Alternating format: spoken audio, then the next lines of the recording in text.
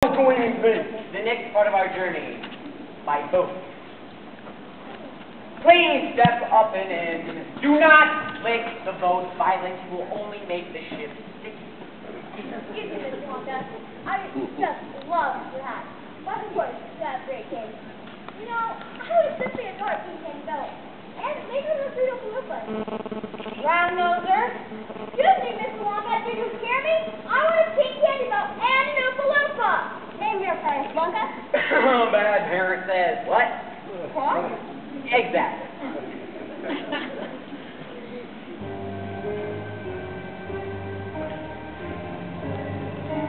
There's no knowing where we're going. There's no earthly way to know. So we're simply to and froing, slowly getting vertigo. To the north, the wind is blowing. To the south, there may be snow.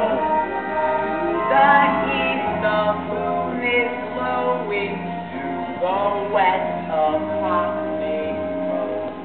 Since we show no sign of slowing, someone must know where we are. But no destination showing, and it's all a bit bizarre.